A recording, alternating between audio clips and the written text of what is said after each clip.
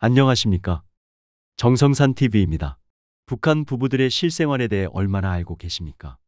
최근 북한에서는 근친 결혼이 늘어나는 것으로 알려졌습니다. 이와 관련해 중앙에서 사법기관들의 친인척 간에 결혼하는 현상을 없애기 위한 대책 마련 지시가 하달되었다고 현지 소식통들은 전했습니다. 평안북도의 한 간부 소식통은 중앙에서 주민들 속에서 근친결혼 현상이 나타나는 것과 관련해 이를 없애기 위한 법적 통제를 강화하라는 지시문이 사법기관들에 내려졌다면서 사법기관들에서는 근친결혼자들의 실태조사 작업에 들어갔다고 자유아시아 방송에 밝혔습니다. 소식통은 우리나라에서는 근친결혼이 후대들의 생명과 건강에 미치는 후과에 따라 가족법 제2장 10조의 8촌까지의 혈족, 4촌까지의 인척이거나 인척이었던 자들 사이에서는 결혼할 수 없다고 규정되어 있다면서 가족법에 따라 같은 혈족 사이에는 아버지켠과 어머니켠의 8촌까지의 범위에서 결혼을 하지 못하게 되어 있다고 언급했습니다.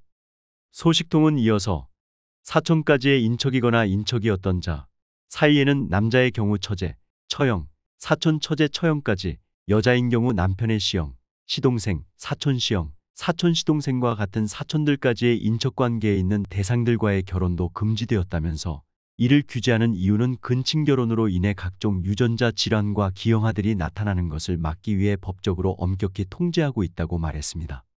소식통은 그러나 최근 요한 결과에 의하면 공화국 가족법에 어긋나게 근친결혼을 하였거나 법적으로 결혼수속을 마치지 않고 근친들끼리 살고 있는 대상들이 점점 늘고 있다면서 그런 대상들을 보면 사촌끼리 사는 경우, 처제와 사는 경우, 형수, 제수, 시형, 시동생과 사는 대상, 고종사촌, 이종사촌, 외사촌과 사는 대상들로 법적으로 결혼 등록을 하지 않고 근친끼리 부부 생활을 하고 있는 것으로 조사돼 중앙에서 급하게 대책 마련에 나선 것이라고 설명했습니다.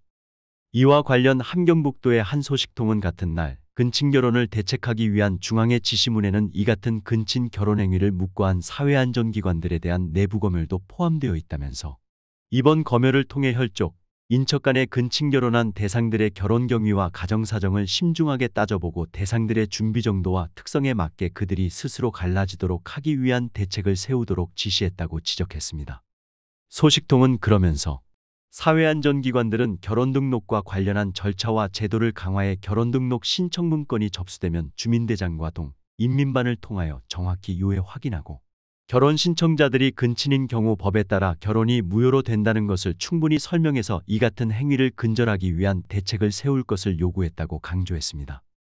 이어 북한은 한국식 결혼 촬영 등 한국 문화가 퍼지는 것을 단속하기 위해 공안기관 관계자들을 상대로 영상을 제작해 교육하고 있는 것으로 알려졌다. 한국식으로 웨딩 영상을 촬영하다가 발각된 신혼부부들을 처벌하기도 했다. 우리 인민의 고상한 미풍양속과 사회주의 생활양식에 배치되는 이색적인 결혼식 녹화 편집물 제작 행위들을 철저히 배격하자라는 말로 시작한다. 이어 김정은의 제국주의의 사상문화적 침투 책동을 짓부수고 우리의 사회주의 문화와 생활양식을 철저히 고수해야 한다라는 지시문이 나타난다.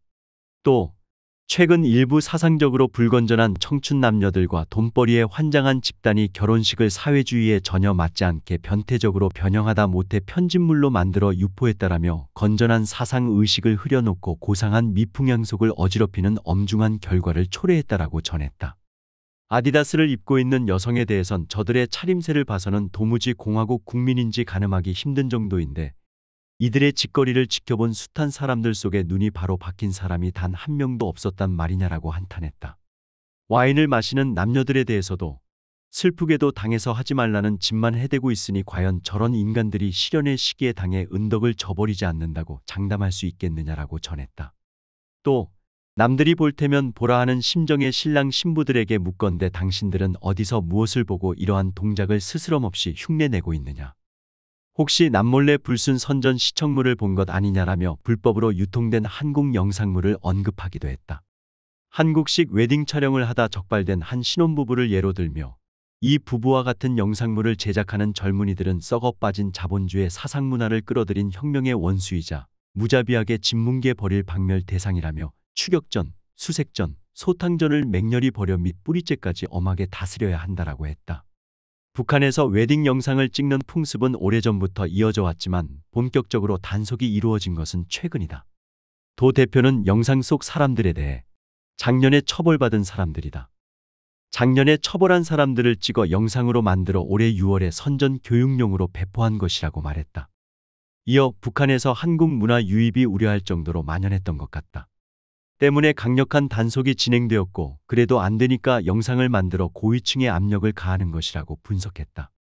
김정은도 세포비서대회 폐회사에서 청년들의 사상 통제를 가장 중요한 일이라고 언급한 바 있다. 김정은은 청년들의 옷차림과 머리단장, 언행, 사람들과의 관계에 대해서도 늘 교양하고 통제해야 한다라고 말했다.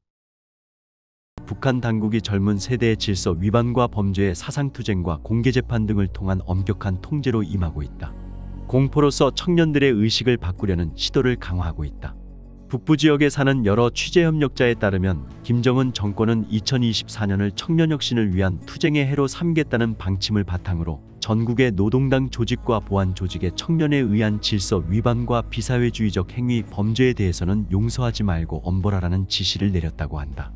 그 구체적 예라 할 수 있는 일이 있었다. 청년만을 대상으로 한 공개 폭로 모임가 2월 22일 양강도 해산시에서 열린 것이다. 그 자리에 참가한 취재협력자는 재판의 개요를 다음과 같이 설명한다. 재판을 받은 건 제대군인 1명을 포함한 남자 3명과 여자 1명. 절도, 강도, 미신 행위의 죄를 물어 교화 2년이 선고된 사람이 있었다. 게다가 다른 7명의 이름을 낭독하고 조사를 진행하고 있다고 말했다. 북한에서는 종교 행위가 일절 금지돼 있으며 점이나 기도도 미신 행위로 법적 처벌 대상이다. 이날의 공개 재판은 해산시 중심부에서 열려 젊은 세대가 다수 동원됐다. 대학생과 고급 중학생, 고교생에 해당 청년을 중심으로 참가시켰다. 여성동맹과 인민반에는 참가를 요구하지 않았다. 동원된 청년들에게 비법 행위를 은폐하는 것 역시 같은 죄라고 통고했다. 당국은 기업에게도 청년 대책을 요구하고 있다. 청년층에 의한 질서 위반에 대한 통제와 사상교양 사업을 어떻게 할 것인지 계획안을 당국에 제출하라는 지시가 연초에 있었다고 한다. 청년 대책의 구체적 예가 기업 내부에서 자주 열리게 된 사상투쟁 회의다. 2월 해산 시내의 한 공장에서 전 종업원을 모은 사상투쟁 회의가 있었다. 제품 절도와 미신 행위를 했다는 이유로 젊은 여성 4명이 비판 무대에 세워졌다. 그리고 14명이 차례로 등단해 4명의 행동을 비판했다. 그 후 토론도 벌어졌다. 해산시의 다른 취재협력자는 이렇게 말한다. 사상투쟁회의는 규탄하기 위한 장소다. 앞서 말한 공개재판 역시 여러 사람이 보는 곳에서 벌을 내림으로써 공포와 수치심을 주고 또한 본보기로 삼아 젊은이들의 행동을 통제하려는 것이 정권의 목적일 것이다. 해산시에서는 지난해 12월 공무를 강탈하려고 살인을 저지른 20대 남성의 공개 처형이 집행됐다. 이 자리에는 해산시 내 공장과 기업에서 청년동맹원 종업원이 대거 동원됐다. 청년들을 형장이었던 해산비행장까지 직장에서부터 대여를 짜서 걸어가게 했고 재판 개시부터 총살 집행까지 맨 앞줄에서 참관시켰다고 현장에 동원됐던 협력자가 전해왔다. 김정은 정권이 특별히 청년층 통제를 강화하고 있는 것은 그만큼 젊은이들 사이에서 질서 위반과 체제 불복종 사안, 범죄 등이 늘어나고 있다는 방증일 것이다. 노동당 산하 청년단체인 사회주의애국 청년동맹. 대체로 30세 미만 노동자와 학생이 전원 가입한다. 북한 당국이 생활이 어려워 깊은 산속의 은둔의 밭을 일구어 농사짓는 이들에 대한 대대적인 단속을 개시했다고 4월 초 북부 지역의 취재협력자가 전해왔다. 단속 인원을 동원해 산속에 지어놓은 움막을 파괴하는 등 매우 강압적인 수단을 취하고 있다고 한다. 당국이 왜 최하층인 화전민 단속에 그토록 집착하는지 그 배경을 살펴봤다. 화전민이란 산에 불을 질러서 밭을 일구고 경작하는 농사꾼을 이르는 말이다. 그러나 북한의 화전민에는 도망자라는 의미도 있다. 불법적으로 거주지를 이탈해 산으로 숨어들었기 때문이다. 북한의 화전민이 등장하기 시작한 것은 1990년대 중반으로 당시 온 나라를 강타한 사회 혼란과 기아 사태가 원인이었다. 이들은 문명을 등지고 국가 권력이 미치지 않는 깊은 산속으로 들어가 움막을 짓고 농사를 시작했다. 다소 낭만적으로 들릴지도 모르지만 움막은 최소한의 바람과 비 정도만 막을 수 있는 매우 원시적인 거주 형식이다.